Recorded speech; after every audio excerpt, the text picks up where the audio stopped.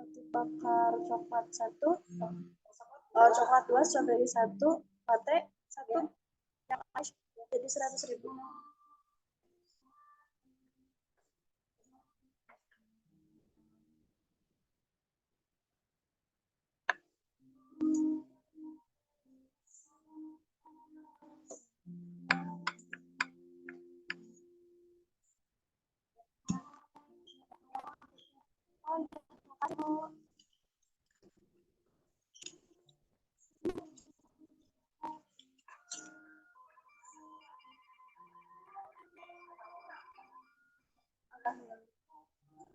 Nanti juga ada lobat. Sekarang jam ya, open gate kita jam 6 sore. Ya, makasih Bu ya.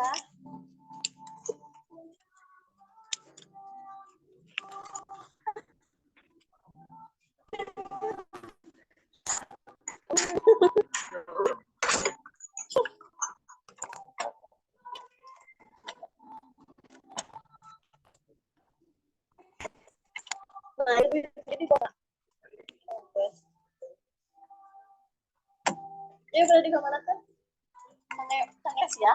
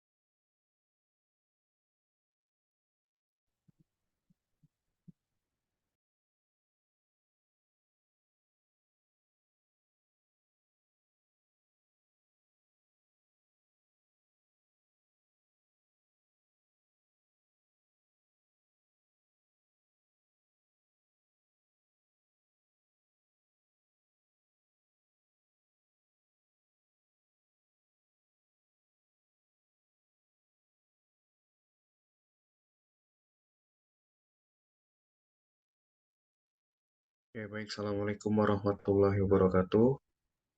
Waalaikumsalam warahmatullahi wabarakatuh.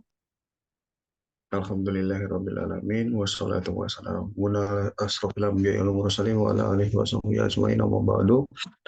Yang saya banggakan rekan-rekan dimanapun Anda berada di kesempatan kali ini, karena waktu kita tidak banyak ya, jadi saya langsung to the point saja ke materi. Untuk pertemuan kita itu harusnya pertemuannya kemarin ya, namun karena kemarin itu ada kegiatan sidang skripsi, sehingga saya tidak bisa masuk dan memberikan materi. Dan pada kesempatan kali ini baru saya sempat atau ada waktu luang untuk memberikan materi. tidak banyak yang bisa saya sampaikan, dan untuk hari ini dan sampai dengan seterusnya, nanti saya hanya menyampaikan materi seperlunya saja. Ketika ada hal-hal yang ingin ditanyakan, silakan tanyakan. Saya sengaja tidak menjelaskan secara jelas. Tujuannya adalah untuk memancing Anda agar eh, terpacu atau termotivasi untuk bertanya. Nah, di UTS kemarin kita sudah mempelajari terkait dengan penulisan atau penyusunan bab 1. Pasca UTS kita sudah mulai menyusun penulisan skripsi di bab 2. Nah, bab 2 itu terdiri dari apa saja?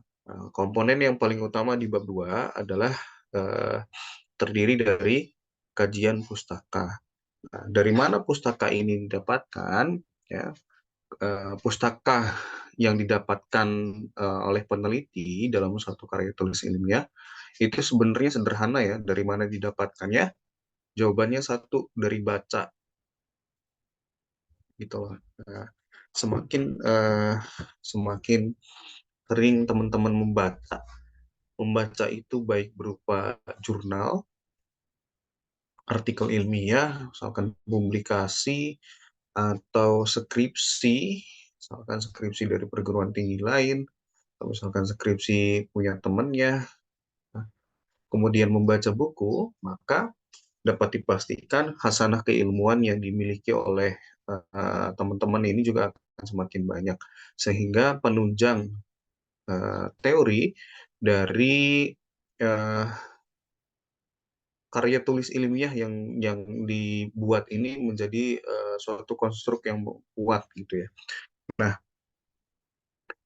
uh, di bab 2 ini terdiri dari kajian-kajian teori yang ingin Anda bahas permasalahannya. Nah, di pertemuan sebelumnya di bab 1 itu Anda sudah menemukan permasalahan. Kemudian dari permasalahan itu Anda dapat menyusun pola preposisi dari suatu judul, mana yang mempengaruhi, mana yang dipengaruhi. Nah, di bab 2 ini eh, tinggal dibahas apa yang seharusnya gitu. Ada desain, ada desolen gitu kan, apa yang diinginkan dan apa yang seharusnya. Nah, di bab 2 ini kita akan membahas atau kita akan mengulas seperti apa sih permasalahan yang kita teliti ini seharusnya gitu. Nah, jadi misalkan misalkan yang saya bahas adalah pengaruh motivasi belajar terhadap hasil belajar. Maka di bab 2-nya yang dibahas adalah yang pertama tentu saja terkait dengan hasil belajar.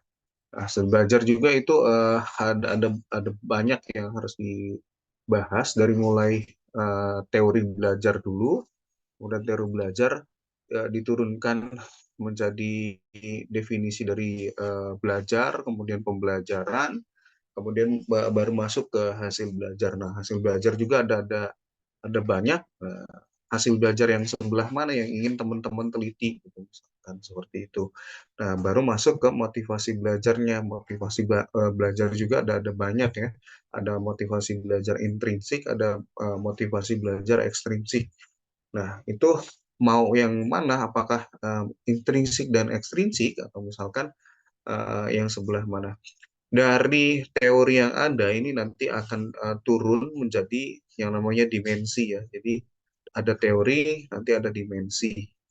Nah, dimensi ini diperlukan untuk menyusun indikator.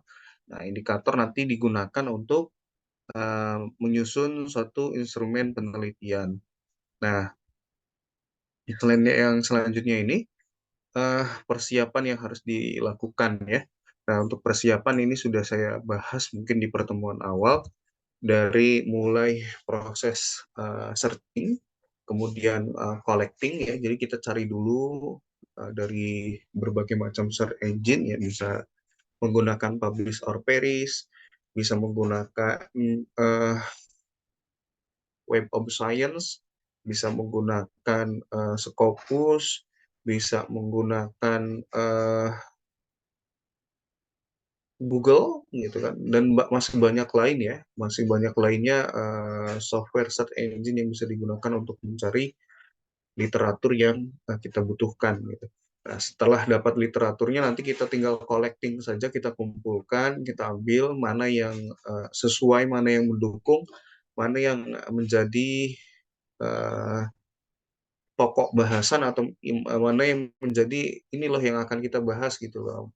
Bahasan-bahasan mana saja yang sesuai dengan apa yang ingin kita teliti gitu. Nah, setelah dikumpulkan ya, dikumpulkan dicari, dikumpulkan. Nah, kita tinggal tinggal masukin aja tuh kemana Pak? Dimasukin ya untuk mempermudah kita bisa menggunakan uh, Mendeley atau reference manager ya sebagai perpustakaan digital. Nah, kita tinggal menyusun saja pola kalimatnya atau dari bab 2 ya, kemudian diturunkan menjadi subbab kajian pustaka atau kajian teori 2.1 kajian teori, nanti diturunkan lagi menjadi sub-subbab dari mulai teori belajar misalkan nanti 2.11 teori belajar, terus 2.12 misalkan pembelajaran, 21.3 misalkan hasil belajar. Nah, nanti hasil belajar diturunkan menjadi teori, dimensi, kemudian indikator tuh. Ya. Nah, eh, saya yakin dengan adanya AI, dengan adanya Mendeley Reference, menyusun eh, kajian pustaka ini tidak lagi susah atau bukan merupakan sesuatu hal yang susah. Nah, dengan kemajuan teknologi juga, Anda yang tadinya literaturnya harus beli, gitu ya, bukunya harus beli, mungkin sekarang sudah banyak tersedia e-book ya, berbagai macam e-book yang bisa di-download dan gratis gitu.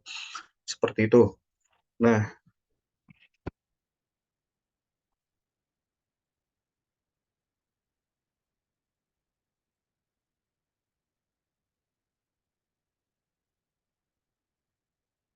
kemudian di bab 2, 2.1, 2.2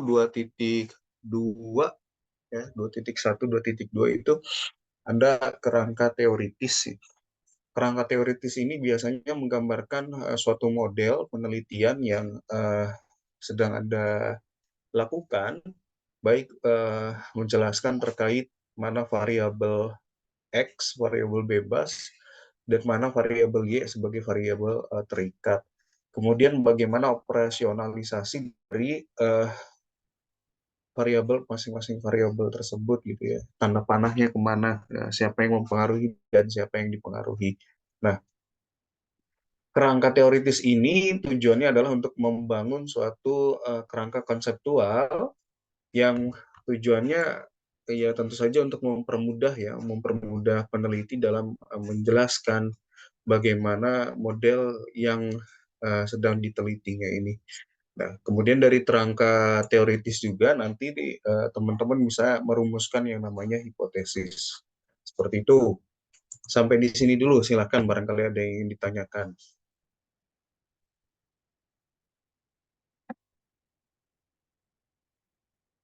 Ada yang ditanyakan?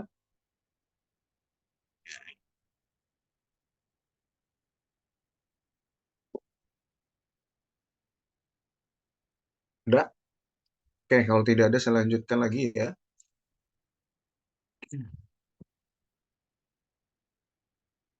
Nah, ini eh,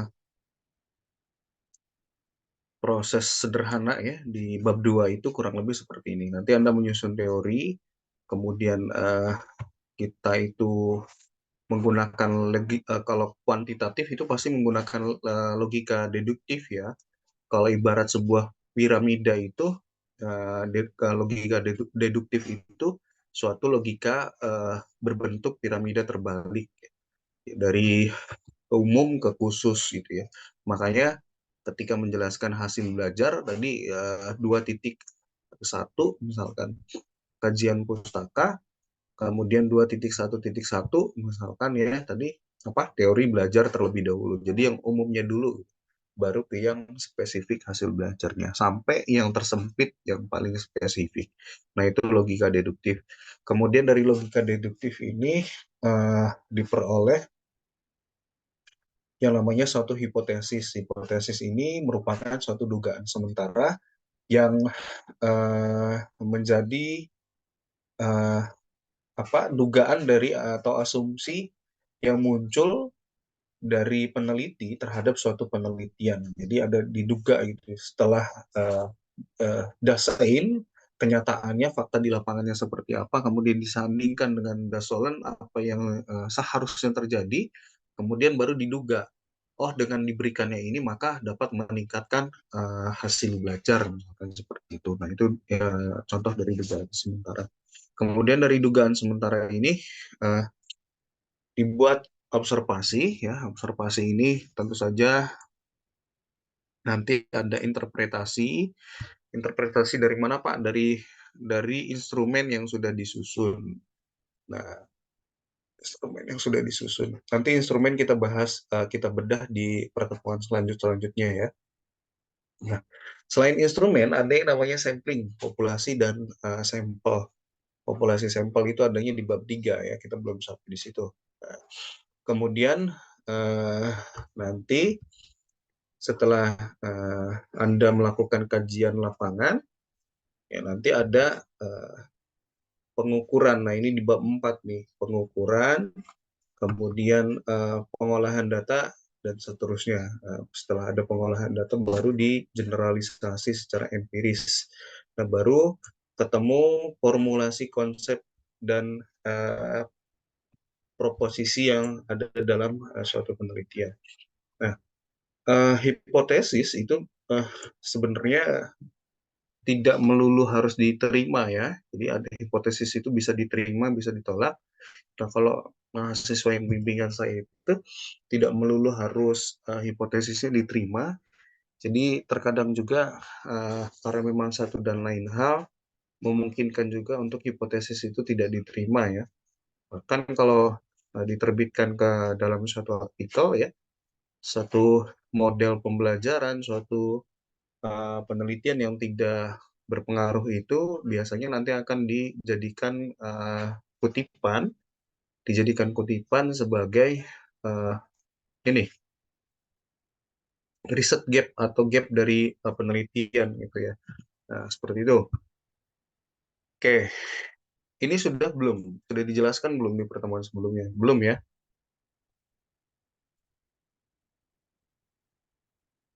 Halo? Belum, Pak. Oke. Nah, bisa dilihat di sini ya. Di kajian pustaka itu bentuknya seperti ini. Jadi ada teori. Teori itu kumpulan dari preposisi umum yang saling berkaitan tentu saja. Kemudian digunakan untuk menjelaskan suatu hubungan yang timbul antara beberapa variabel. Kemudian ada yang namanya konsep. Nah, konsep ini dikatakan bahwa eh, konsep merupakan sejumlah pengertian atau karakteristik yang dikaitkan dengan peristiwa, objek, kondisi, situasi, dan perilaku tertentu. Nah, kemudian ada yang namanya konstruk. Konstruk ini jenis konsep tertentu yang berbeda, kemudian disusun menjadi suatu tingkatan abstraksi yang lebih tinggi gitu. Nah, kemudian ada preposisi. Preposisi ini uh, bisa diartikan sebagai pernyataan yang dijelaskan oleh si peneliti itu. Nah,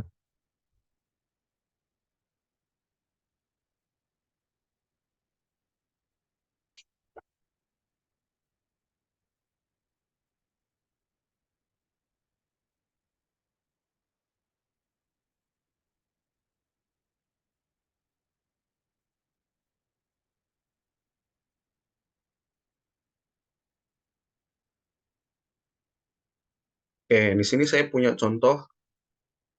Ini ada gambar ya. Nah, sekarang saya ingin bertanya, silakan dijawab. Yang mana konsep, yang mana preposisi, yang mana teori, yang mana konstruk. Silakan.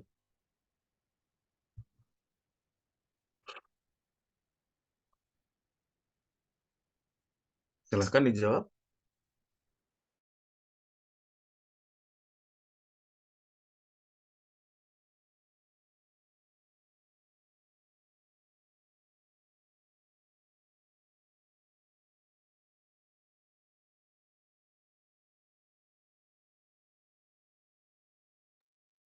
Ya, silahkan dijawab.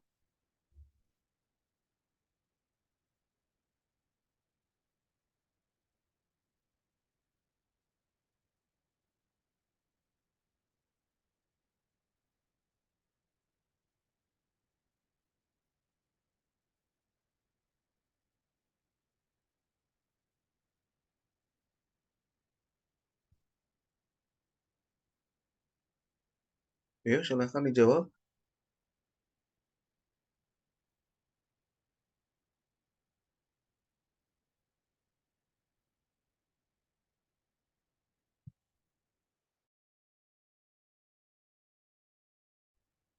Ada yang ingin berpendapat, silahkan.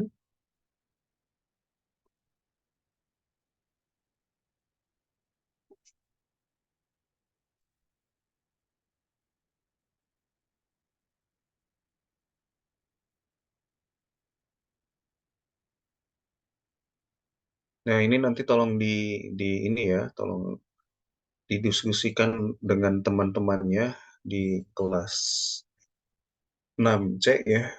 Saya kalau mau jujur-jujuran ya, kalau misalkan ngajar terus kayak gini, jujur jadinya males ngajar, ngapain ngajar, ngasih tugas aja gitu kan. Hmm, Nanti tolong didiskusikan lah ya, karena eh, ya kalau posisinya dibalik pun juga nggak akan enak gitu ya. Eh, saya tidak tahu apakah dosen-dosen yang lain itu juga melakukan perkuliahan secara rutin atau misalkan cuma ngasih ngasih tugas aja gitu. Yang saya tahu itu terkadang dosen ada yang bilang ke saya, Pak, saya itu kalau ngajar kelas daring itu males gitu. Ketika ditanya kenapa sih Bu malesnya gitu, males aja, nggak ada yang respon gitu. Nah, jadi pola-pola seperti itu, kalau mau sukses ya tolong di juga termasuk salah satu yang terdampak ya, terdampak dari ya dari mahasiswa juga. Kalau di sebelum-sebelumnya saya semangat untuk menjelaskan, nah sekarang saya menjelaskan seperlunya saja gitu. Ya, baik, saya balik lagi ke nanti tolong didiskusikan itu terkait dengan problem yang seperti itu. Eh, apa solusinya seperti apa atau misalkan didiamkan saja seperti itu juga ya terserah ya, terserah dari Anda semua gitu ya. Nah, ini saya tanya untuk yang terakhir kalinya, kalau misalkan tidak ada yang merespon lagi, berarti ya saya cuma tahu ngajar terus udah ngajar udah gitu. Mau paham mau tidak silahkan terserah pribadi Anda masing-masing. Nah, dari slide yang saya buka, saya putar sebelumnya itu ya, ada yang namanya teori, ada yang namanya konsep, ada yang namanya eh, konstruk, ada yang namanya preposisi. Sekarang yang mana yang namanya konsep, yang mana yang namanya preposisi, yang mana namanya teori, lalu konstruknya di sebelah mana gitu. Silahkan, ada yang ingin berpendapat?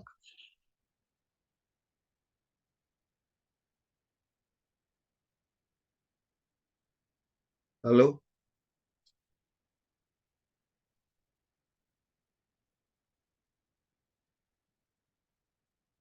ada yang ingin berpendapat? Halo, silahkan. Oke, ya, apa-apa. Saya lanjut ngajar aja ya, berarti nggak usah nanya-nanya lagi lah.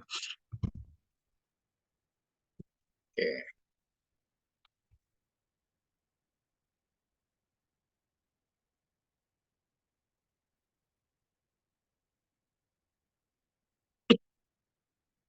Nah, ini kerangka teoritis ya. Kerangka teoritis itu merupakan pondasi utama yang sepenuhnya menjadi acuan dari proyek penelitian yang sedang Anda lakukan. Kemudian di kerangka teoritis juga biasanya menjelaskan suatu jaringan atau hubungan antar variabel, kemudian dikembangkan dan dielaborasi. dari perumusan masalah yang dituliskan di bab 1.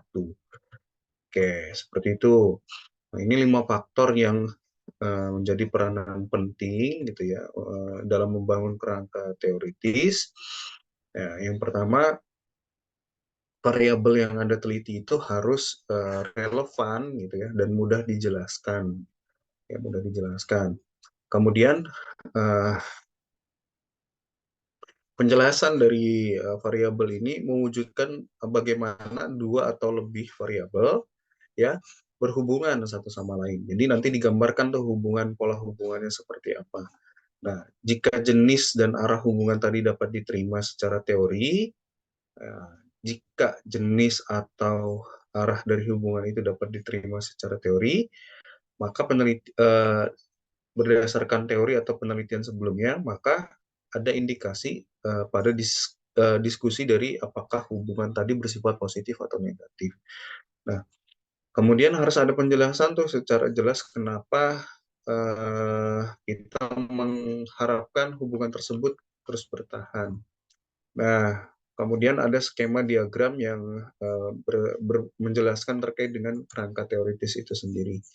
Nah, selain kerangka teoritis, di bab 2 juga ada yang namanya hipotesis ya.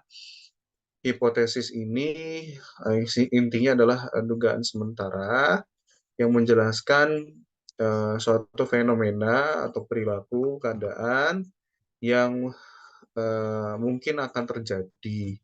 Kemudian ya, hipotesis juga merupakan pernyataan dari peneliti tentang hubungan antara variabel-variabel dalam penelitian. Nah, seperti itu. Ini kerangka teoritis dari hipotesis. Hipotesis ini harus bersifat konsisten, kemudian juga harus dapat dijelaskan. Kemudian hipotesis juga merupakan suatu pemikiran yang tepat dan terukur. Yang paling penting adalah hipotesis itu harus dapat diuji, seperti itu. Oke, nah saya langsung ke contoh hipotesis. Nah, hipotesis itu kalau misalkan penelitiannya desainnya survei, maka bisa dirumuskan menjadi seperti ini. Nah, ini ada pola preposisi dari literasi ekonomi dengan perilaku konsumtif ya, di mana ada dua bunyi di sini ya, ada yang diterima dan ada yang ditolak. Nah, untuk H0, literasi ekonomi ini tidak berpengaruh terhadap perilaku konsumtif mahasiswa gitu ya. Sementara HA-nya atau hipotesis alternatifnya, literasi ekonomi ini berpengaruh terhadap perilaku konsumtif mahasiswa. Nah, ini contoh dari hipotesis penelitian survei. Nah, sementara kalau untuk penelitian dari eksperimen, biasanya bunyinya adalah terdapat perbedaan kemampuan berpikir kreatif siswa yang menggunakan model pembelajaran berbasis masalah sebelum dan sesudah. Kemudian contoh lain, terdapat perbedaan kemampuan berpikir kreatif siswa yang menggunakan model pembelajaran konvensional sebelum dan sesudah. Kemudian terdapat perbedaan peningkatan kemampuan berpikir kreatif siswa yang menggunakan model berbasis masalah dan menggunakan model konvensional setelah perlakuan. Nah, ini bunyi hipotesis dari dua desain penelitian. Oke, nah ini contoh kerangka ini ya, apa tadi itu kerangka teoritis ya. Jadi menunjukkan hubungan antara variabel bebas dan variabel terikat. Di sini saya punya variabel bebas self efikasi, kemudian ada variabel terikat hasil belajar. Nah, dua ini saja sudah cukup, tapi kalau mau gaya-gayaan tiga seperti ini silahkan ada moderasinya. Semakin banyak variabel yang diteliti, maka semakin kompleks nanti pembahasan di bab 2-nya. Nah, kenapa self efikasi yang mempengaruhi hasil belajar ini harus dijelaskan di teori ya. Jadi, kenapa ini mempengaruhi ini? Nah, itu harus dijelaskan di teori. Nah, semakin tinggi self efikasi atau semakin tinggi kepercayaan diri, maka semakin tinggi hasil belajar. Nah, ini kan pola hubungan positif. Nah, pola hubungan yang seperti itu, positif atau negatifnya harus dijelaskan juga di kajian pustaka. pola hubungannya positif atau negatif.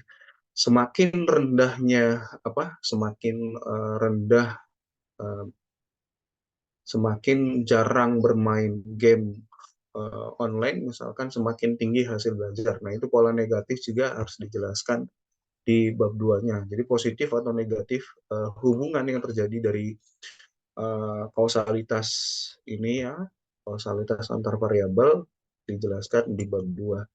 Oke, itu saja yang bisa saya sampaikan. Terima kasih. Sebelum saya akhiri, saya berikan kesempatan terakhir. Apakah ada yang ingin ditanyakan?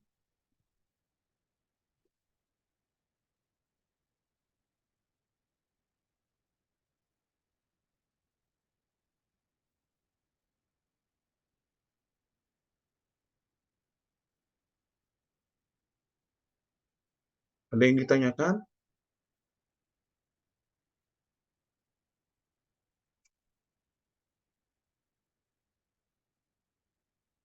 Ada yang ditanyakan?